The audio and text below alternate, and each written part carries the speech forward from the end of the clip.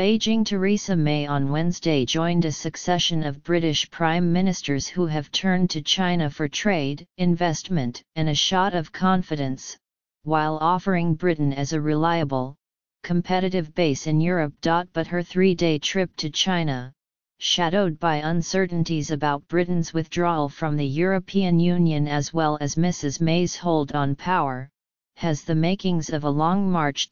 Before her arrival on Wednesday, Mrs May said the trip would intensify the golden era in the two countries' relationship, echoing language that her predecessor, David Cameron, had used to court President Xi Jinping. In the Great Hall of the People in central Beijing, Mrs May told China's Premier, Li Keqiang, that they should seek to build further on that golden era and on the global strategic partnership that we have been working on between the UK and China. Mr. Li responded with equally effusive rhetoric. But while Chinese leaders seemed unlikely to publicly air any misgivings over Brexit, as Britain's withdrawal from the bloc is known, or about Mrs May's ability to deliver on commitments, experts said such worries would cloud her visit and limit its results. This is the first visit by the British leader since the Brexit referendum, and for both sides the primary aspect is reaffirming the status of that Sino-British golden era, said Cui Hongjian, the Director of European Studies at the China Institute of International Studies, a state institute in Beijing. Sino-British trade has felt some impact from Brexit, Mr. Cui said. We'll see whether this time there can be better communication to resolve some problems. Mrs. May's own political fate is also weighing on the visit. On her flight to her first stop in China, Wuhan, an industrial city on the Yangtze River, she was peppered with reporters' questions about calls for her resignation from within her own Conservative Party. I'm not a quitter and there is a long-term job to be done, she said, according to Reuters. That job is about getting the best Brexit deal, about ensuring that we take back control of our money, our laws, our borders, that we can sign trade deals around the rest of the world. China, the world's second biggest economy, could become a more important source of customers and investment for Britain as its scheduled March 2019 departure from the European Union looms.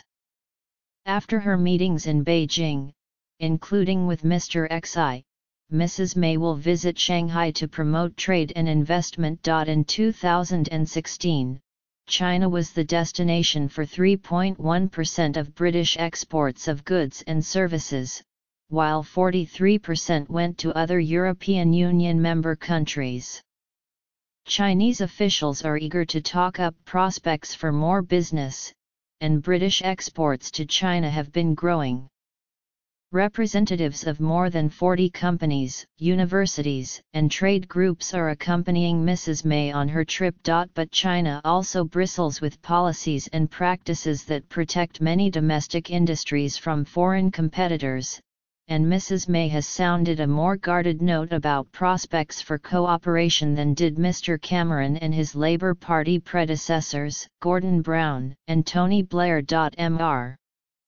Cameron and George Osborne, the former Chancellor of the Exchequer, courted Chinese investment aggressively, placing less emphasis on contentious issues like democracy, human rights, and the future of Hong Kong, a former British colony. In 2015, Britain also bucked the United States by joining China's fledgling Asian Infrastructure Investment Bank. But Mrs. May, who took office in 2016, has taken a cooler approach to Beijing, delaying for several months a decision to build a nuclear power plant with Chinese investment. Her government ultimately approved the project, but promised conditions that it said would protect the security of critical infrastructure. It was a very marked shift from the moment she came to power, said Rosemary Foote, a senior research fellow at the University of Oxford who studies Chinese foreign relations.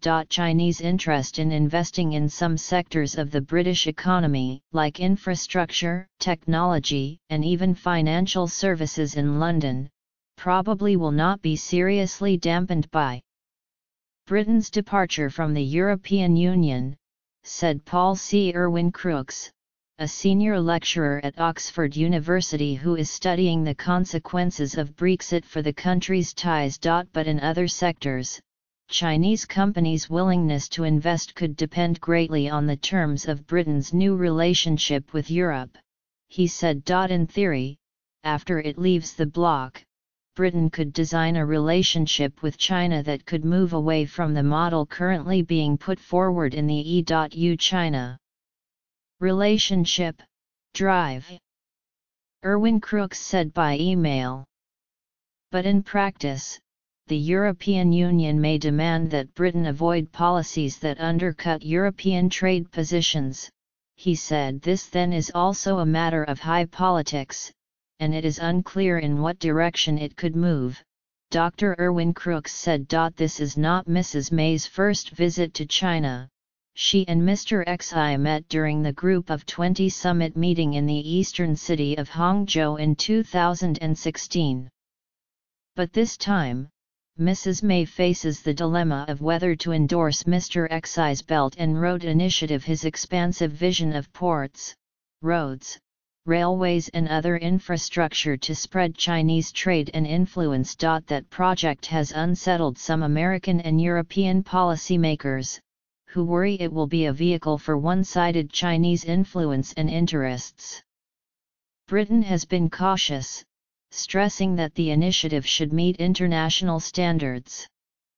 But Mr. Xi has made it one of his signature international undertakings, and Mrs. May is likely to come under pressure from Chinese officials to offer some affirmation for it. Obviously, China knows that Britain is pretty desperate for trade deals, so maybe she's trying to generate a bit of leverage of her own, said Dr. Foote of Oxford.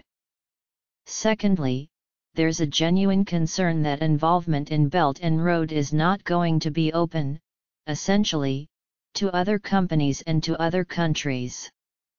Mrs. May has also been pushed to raise what Chris Patten, the last British governor of Hong Kong, called increasing threats to basic freedoms in the city, which Britain returned to China in 1997 under a promise that Beijing would let it keep its civil liberties and legal autonomy for 50 years.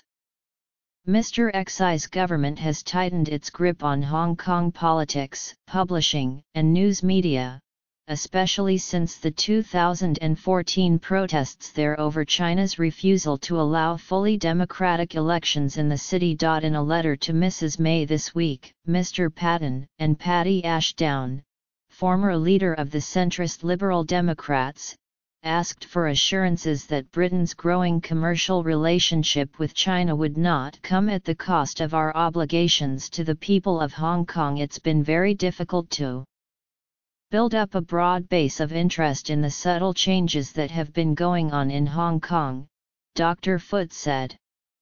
It's a long time since the handover of 1997, so it's been very difficult against the weight of China's economic and political prominence.